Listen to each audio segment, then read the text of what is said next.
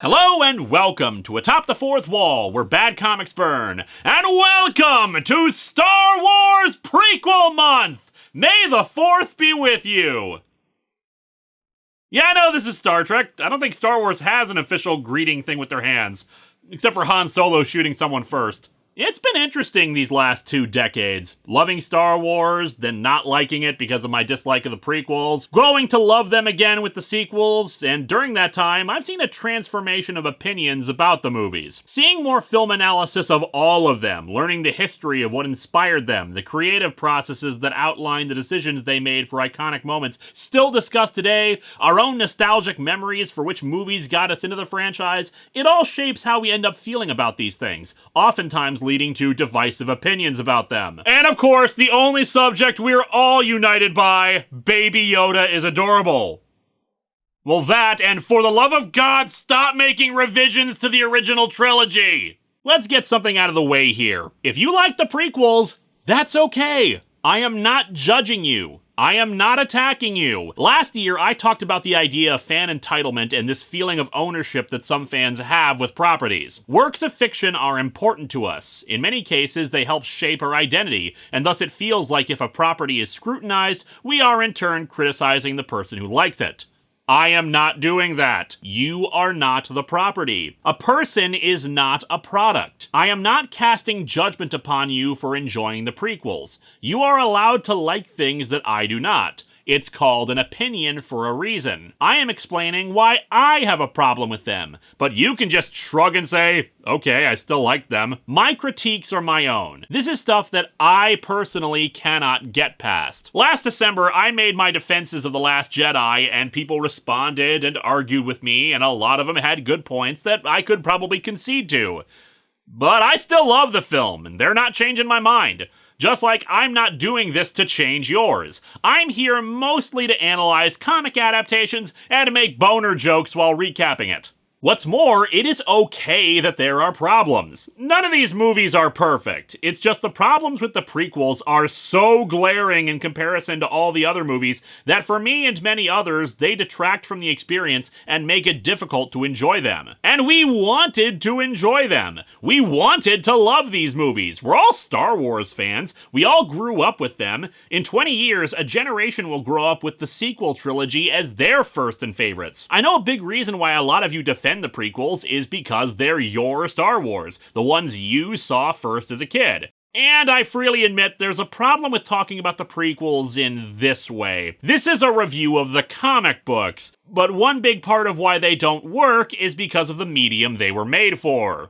Movies. The acting is bad. It is really, really bad. Some bits of acting are obviously better than others, and there are sequences where the acting is fine. Especially Ian McDiarmid, who's clearly having the time of his life and knows exactly what he's doing. There's a reason why a lot of dialogue in the prequels has become infamous and meme-worthy, because the delivery is so stilted or the lines are so lame that you have to laugh at it. It's the same reason why The Room is so infinitely quotable, because it's bad writing linked with a terrible performance. And while some of that can be laid at the feet of the actors, as someone who has had to direct other people in storylines and movies, a director often needs to work with their actors to get the kind of performance they want. And it's clear that George Lucas did not do that. And I will be fair to the man. He knows he's not that kind of director. Hell, his passion is in camera technology and the mechanics of filmmaking. He is not an actor's director, and he is not a writer, and he will be the first to admit that. It's why he had other people revise his scripts and direct his movies with the original trilogy. But by that same token, he knows his own faults and shortcomings and didn't try to improve on them or play to his own strengths while letting other, better qualified people handle his weak spots. It was ultimately his responsibility when he made these things. He is most certainly not the boogeyman of Star Wars that many made him out to be over the last couple decades, but he is not blameless in the problems of the prequels. I mean, when you're the writer and director, I'd like to think that you have some control over the product you're making. Call me crazy if you'd like. Anyway, like with my reviews of the other Star Wars movie comics, I'll also be commenting on these things as adaptations of the films, their strengths and weaknesses in that regard. One big advantage the comics have over the movies already is in the effects department. At the time, the prequels showed off state-of-the-art CGI technology, not just for creature effects, but entire environments. They have not aged well, and in fact, for a lot of the movie, you can definitely notice a fakeness of everything around the actors, as if everyone was inside of an old 90s full-motion video game. Comics don't have that weakness, instead allowing for everything to look like it all belongs in the same universe. The bad performances are not present if you've only read the comic and not seen the movie. Unless the artwork doesn't carry the emotion, but then that's the artist's fault. Unless somehow there was an editor or something who looked at the art and said, "No, no! More bland! More hollow husks of living beings! Make it sound more like they're reciting city council bylaws!" Some of these criticisms that you'll hear are the same ones that others, like Red Letter Media, have made. The Plinkett reviews of the prequel movies pretty much were the defining reviews of them for years and years. Looking back on them, there's a lot of wince-inducing moments in those, a lot of unnecessary fluff, and just downright bad critiques. Like seriously, black people don't like Star Wars? Eat a dick, jackass. However, for many, those videos were the first time someone really did a thorough breakdown of why the prequels didn't work. People my age saw these movies when we were teenagers and young adults, and we still thought they were awful, but when you're that young, you generally don't know why it's bad, just that it didn't resonate the same way the original trilogy did, so having videos that were so thorough was cathartic and eye-opening. So yes, you are going to see me repeat a few things you've probably heard before,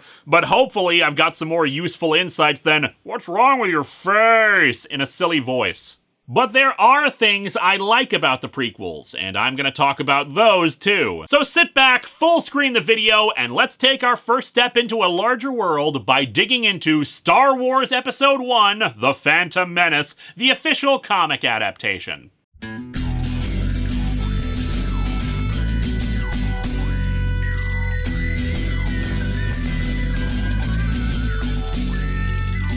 Welcome to Atop the Fourth Wall, where bad comics burn. Linkara's gonna teach you all a lesson you won't learn. Brodsky, you're not the smartest. Life out, you're not an artist. Anyone who's had a bad comic published, it could be your turn. Linkara, he's a man, punch, wears a birdie hat. Linkara, he has a magic gun. Where'd he purchase that? Linkara. Coins, robots, Amazon and trucks. Linkara. This comic sucks. Linkara. We started singing my mind is here and a good guy. Maybe Vader someday later. Now he's just a... We're reading from a trade, and we've got enough comic to talk about already, so let's just dive right in with our standard issue opening crawl. Turmoil has engulfed the Galactic Republic. The taxation of trade routes to outlying star systems is in dispute. Taxation-based turmoil! I'm gonna get into this more later, but this is something that's a bit overblown, claiming that one of the things the prequels are about is taxes and trade routes. The problem is this really should not have been the first lines of the opening crawl. The opening crawl is to establish the current situation in as simple a manner as possible. The second paragraph establishes that the Trade Federation is greedy and has set up a blockade to stop shipping to Naboo. That is more relevant information and more interesting than taxing trade routes. I think you can keep the same information in the crawl, but reorder it. Start off with, "The greedy Trade Federation is blockading the peaceful planet of Naboo for unknown reasons. Some say it's over tax disputes, while others suspect more sinister motivations." It sounds more mysterious, yet conveys the same exposition. This is another thing I'm going to be doing throughout these reviews. I think the prequels have the foundations to be good movies, but they zig where they should have zagged, and I'm going to try to explain how I think they would have worked better. Because I'm an egotistical blowhard who thinks he knows better. Anyway, because of this turmoil, the Supreme Chancellor of the Republic has secretly dispatched two Jedi, Obi-Wan Kenobi and his master Qui-gon Jinn, to see if they can settle this dispute peacefully. I'm curious why exactly he did it in secret. Is there some reason you don't want to say you're sending Jedi off to act as ambassadors? I mean, aside from that being the only explanation for why they don't talk about what happened in the Senate chambers later. Anyway, they're left in a conference room. I have a bad feeling about this. I don't sense anything. Then you're not very good at this, Qui-Gon. Obi-Wan asks how he thinks the Viceroy, the guy in charge of the Trade Federation's forces here, will respond to the Chancellor's demands. These Federation types are cowards. The negotiations will be short. I feel like we should have, like, a running tally for every time Qui-Gon is horribly wrong about things. The Viceroy learns that the two are Jedi Knights. His assistant thinks that this is to force a settlement and that their plan, whatever it is doomed. Stay calm. I'll wager the Senate isn't aware of the Supreme Chancellor's moves here. Yeah, it'll really upset the Chancellor's anti-Jedi constituents. Anyway, they send in a droid to distract the Jedi while they contact Darth Sidious. I sense an unusual amount of fear for something as trivial as this trade dispute. The galaxy is in turmoil! The Viceroy informs Sidious of the arrival of the Jedi. In turn, he says they have to accelerate their plans and for them to begin landing troops on Naboo. Ah, my lord. Is that legal? I will make it legal. Damn Sith lobbyists. The Trade Federation destroys their transport ship and then vents poison gas into the meeting room. Fortunately, Qui-Gon and Obi-Wan realize something has gone wrong. Though it seems weird that their first reaction to sensing people getting murdered is to pull their lightsabers on the, nothing that's actually attacking them. I mean, unless they plan to use the lightsabers on the poison gas. The Trade Federation employs these battle droids as their army. When I first saw the trailers for the Phantom Menace as a kid, I was hyped for these things. Partly it was because I saw the idea of these waves of faceless, almost inhuman droids getting deployed, folded up, and thought they were just cool. My brother and I had a big Technic Lego set of one too. But unfortunately, a poor decision completely undermined them right from the get-go. Their voices. Instead of, say, an unintelligible string of noises like R2-D2's beeps or some kind of alien language, they were given a high-pitched sing-song sort of voice. Check it out, Corporal. We'll cover you. Roger, roger. If they're down here, sir, we'll find them. Gornasson, that doesn't compute. All potential tension from these things disappeared, not helped by frankly how pitiful they actually are as fighters. Most of the time they're just employed for comic relief, and yet they're the main foot soldiers of the Trade Federation. Say what you will about stormtroopers getting beaten by teddy bears or having terrible aim, at least they're treated like something we should be scared of. Naturally, Qui-Gon and Obi-Wan were not killed by the gas, probably employed some kind of technique to hold their breath longer than normal, and quickly make short work of the battle droids being sent in to destroy their bodies. The Viceroy seals off the bridge as the Jedi head for it, no doubt to kindly ask the Viceroy, what the hell, man? However, apparently lightsabers are more effective than bombs, since Qui-Gon is able to start melting through even the blast doors to get to them. Why doesn't everybody carry a lightsaber for these situations? Sure, you don't need to employ it as a sword like the Jedi do, but it seems like a really useful tool for things like this. The more effective, and frankly cooler droids arrive. Destroyer droids, or droidicas. Unfortunately, the comic does not actually show them off properly. They roll around like a Donphan from Pokemon and then unfold, deploying a defensive force field bubble. They look even more inhuman, with 3 legs and not even the hint of facial features like the battle droids do. In the comic, they just show up and start clanking, and our heroes are like, "Ah, crap," with no reasoning explained why they should be frightened of them, versus any of the other dozens of droids they've destroyed. It also doesn't do a good job of showing Qui-Gon and Obi-Wan employing Force super speed or whatever the hell they did to blur away from them down a corridor. Instead, just the destroyers shooting at the door themselves now. Keep shooting, droidicas! They must have employed their cloaking devices! Evading the droids, the Jedi arrive in a hangar bay where they see battle droids and tanks getting loaded into ships. Realizing that this is an invasion fleet, they decide they need to inform the Naboo and the Chancellor about this. Well, actually, Qui-Gon says they need to warn them about it, but considering the invasion is about to start, warning the Naboo is more like... Just want to tell you both good luck. We're all counting on you. The comic fixes a minor dialogue issue from the movie. Qui-Gon says they'll stow away aboard separate ships and meet back on the planet, but of course if this army is invading the entire world, there's no reason to believe they'll end up anywhere near each other to meet up. Instead, the comic just says to go on separate ships and lock onto my comlink, suggesting they'll keep in touch, but both try on their own to reach the Naboo. They might have better luck that way. The leader of the Naboo, Queen Amidala, contacts the Viceroy, and unfortunately the comic takes a step back by adding additional confusing details about the Senate voting on the trade boycott. It's just unnecessary fluff that overcomplicates what the hell is going on. Again, you come before me, Your Highness. The Federation is pleased. You will not be pleased when you hear what I have to say, Viceroy. Your trade boycott has ended. I have word that the Senate is finally voting on this blockade of yours. You can tell how smug and happy I am about this. I'm just jumping for joy right now. Still, again to the comic's credit, we have another advantage that the movie does not. The Trade Federation's accents. As you know, our blockade is perfectly legal. What? What did you say? My lord. Is that legal? Again, you come before us, Your Highness. We would never do anything without the approval of the Senate. As has been pointed out before, it sounds very, very much like a racist Asian stereotype. You know the kind. The sort of thing that'd be in, like, a 1940s or 50s comedy where a white dude is in yellowface or something. And let's be clear here, I don't think that Lucas intended to be racist here. It was just a bad creative decision because, hey, aliens in Star Wars have weird accents and languages.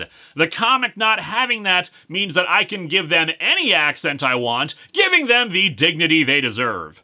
I know nothing about any ambassadors. You must be mistaken. Anyway, yeah, the call ends and the Federation works to block off communication so they can't inform the Senate of what's going on. Down on Naboo, we see the High Council discussing what's going on with Senator Palpatine, their representative to the Republic. Their call gets cut off and, yeah, let's talk about Amidala for a second. I have made fun of Queen Amidala's appearance and other things before, and I'm gonna keep doing so now. Why the hell does she look like this? Why does she look like this in universe and out of universe? Out of universe, I kind of get it, because they want to give her a unique, merchandisable look, while also trying to hide the big revelation later on. But did nobody look at this design and think, this is goofy and no one will take her seriously? I mean, if you look at this scene with no knowledge of this movie, wouldn't you assume she was the court jester, not the queen? And then there's just the bizarre in-universe. Maybe Naboo has some stupid tradition where queens dress up like this in elaborate robes and makeup, especially since the queen in the next movie does so too. But that's the best explanation because nobody else on Naboo looks like this! And it's just jarring every time we see her suddenly wearing these elaborate, ridiculous outfits and makeup. I mean, the only other explanation is that Diamanda Hagen conquered this planet years ago and they just carried on the tradition. The troop transports arrive in Naboo in some swamp areas and begin going through a forest on their way to the capital city. Qui-gon apparently got ahead of them and has to flee from them along with all the other life forms, and unfortunately he encounters an alien that he throws to the ground when it grabs onto him from being scared. If somehow you have completely avoided Star Wars stuff, this is Jar Jar Binks. As I mentioned with fan entitlement, sometimes that entitlement can turn particularly toxic, sending death threats and hate messages towards people involved with the thing you're a fan of. Like an actor for a character they played, as was happened to Ahmed Best, who played Jar Jar Binks. It is never appropriate. It is never okay. Ahmed Best and Jake Lloyd faced so much hardship after this movie, and it's sickening. And it's important to state that. I may not like this movie, but that in no way extends to the actors playing characters in it. These are all talented people trying to do their best. As we go through this, I will explain my problems with the character as he comes up, but for me, the big issue is that he's just not funny, which is a bit of a problem when they're meant to be comic relief. Frankly, I got more amusement out of Amidala acting super serious in meetings while dressed as Krusty the Queen. Anyway, Jar Jar proclaims how happy he is that Qui-Gon saved him. You almost got us killed. Are you brainless? Now get out of here. Okay, unfortunately, the comic cut out one of the best lines of the movie, but instead it makes Qui-Gon's stoic demeanor break, and suddenly he has a Boston accent. Get out of here, indeed. Misa stay. Misa called Jar Jar Binks. Misa use humble servant. The first problem with Jar Jar's comic relief is the way he talks. Others have pointed out that it's very reminiscent of, again, racist stereotypes in old movies. In this case, almost minstrel show depictions of black people. And like the Trade Federation, it of course wasn't intentional. They were just trying to do silly voices and accents. But you add them together and it makes it uncomfortable and head-tilting. But even if you divorce those kinds of criticisms, it just sounds dumb. I think that really spells out the big issue with the Phantom Menace overall. When it's trying to be serious, it's silly. And when it's trying to be silly, it's moronic. You have our Jedi trying to evade capture by the battle droids and help the Naboo leadership with this invasion, but here comes Jar Jar all, "Ooh, Misa so cowardly! Misa gonna step in poop now!" It just becomes frustrating. Anyway, Obi-Wan meets up with them and they decide they need to head out. When they mention that more droids will be coming, Jar Jar suggests going to the underwater city where he grew up. Since a city could mean contact with Naboo's leadership, they elect to go, though Jar Jar becomes a little reluctant because he was exiled from the city. Probably for stepping in some sacred fish poop or something. We never really learn what it was other than he's clumsy. But he's more afraid of the droids, so they end up going. They're immediately captured by Jar Jar's people, the Gungans, and brought to Boss Nass, their leader. He's not particularly fond of the Naboo for undisclosed reasons, other than they think brains so big. Actually, that does make me wonder, EU fans, in Star Wars, have they ever fought a giant brain? And if not, why not? But yeah, no real reason given for a conflict between the two people. I think it's because they don't want to get into anything that would make one side or the other look bad, like our heroes were helping a xenophobic colonial empire or something by helping the Naboos, so it's left vague. Obi-Wan tries to convince them that an invasion will be bad for them too, and thus they need to work with the Naboo. You and the Naboo form a symbiont circle. What happens to one of you will affect the other. You must understand this. You form a symbiont circle. What with how you both share the same planet, but in totally different places and have no diplomatic ties or contact. Qui-gon, knowing this isn't going anywhere, just uses the Jedi mind trick to get a transport ship to the Naboo capital. Remember this point for later. He also convinces Nass to let Jar Jar go with them instead of being punished, figuring they'll need a navigator for their ship, even using the mind trick again, though this time it's at least to save him. They travel on their way to the capital, evading some giant fish on the way. In Naboo, however, the invasion forces arrive. Based on what we do know of the Naboo, they don't seem to have a standing army of any kind, just security volunteers, so it's pretty easy for them to just roll in. The Federation is not tricked by her disguise as a giant blackbird. It's still the same day, isn't it? Why did she change outfits? Is this her formal surrender gown? Well, I say surrender, but that's not accurate. They want her to sign a treaty that will legitimize their occupation army. Probably says something like, "we were invited" versus military invasion, and she refuses. I'm guessing a forgery would be too difficult to accomplish. Probably need, like, a visual record of her doing it for anyone to believe it. They take Amidala, her immediate council, and guards to be processed, but fortunately the Jedi have arrived and destroy the battle droids guarding her. "We've come to warn you about an invasion by the Trade Federation." Thanks. Glad to be of service. Bye. They need to contact the Republic, but with communications being blocked, that means grabbing a transport ship and hightailing it off the planet. They head to a hangar base swarming with battle droids. "There are too many of them." "That won't be a problem. I mean, these things are basically toothpicks held together with duct tape and prayer. I could probably win back the whole planet on my own. Faster with Obi-Wan watching my back." Amidala doesn't want to leave her people, but everyone else thinks their only chance is to plead their case before the Senate. "They will kill you if you stay." They need her to sign a treaty to make this invasion of theirs legal. They can't afford to kill her. They convince her to leave and charge in, easily dealing with the battle droids. I can't decide if I like this more or less than how it was in the movie, where they just walk up and say, "We're leaving for Coruscant," and confuse the hell out of the droids. On one hand, it once again lessens the menace of the battle droids, but on the other hand, it's hilarious, and there is something to be said for utterly confusing them like that as part of their strategy. They fly their ship up and have to deal with the Federation's blockade, which is kind of pitiful, frankly. Sure, they managed to knock out the ship's shield generator, but that's it. And this is not like a combat-ready fighter with full-on maneuvering thrusters or anything, like, say, Poe's X-Wing at the beginning of Last Jedi, or Han Solo in a kick-ass freighter with tons of experience as a smuggler running blockades or something.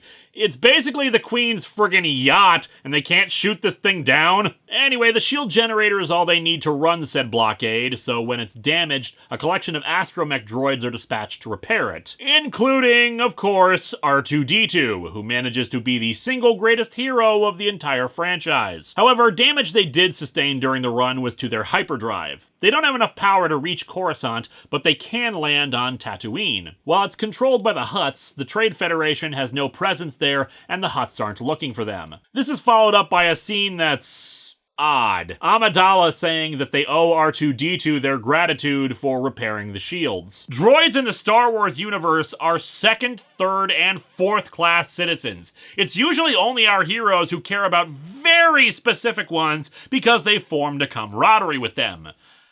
And yet suddenly, here's a scene where a queen decides, yes, this trash can deserves a special commendation for saving our asses. I mean, don't get me wrong, the way droids are treated in Star Wars makes me really appreciate L337 from Solo, and of course, fan favorite HK-47 from Knights of the Old Republic, who will happily tell you about how sucky meatbags are. It's just weird to have a scene where they're like, ooh, this droid is awesome and deserves our gratitude. Clean it immediately! The Viceroy contacts Palpatine and informs him of Amidala's escape and how they can't pursue. As such, Palpatine calls in his own help. Viceroy, this is my apprentice, Lord Maul. Ouch, in the comic he doesn't even get a Darth title.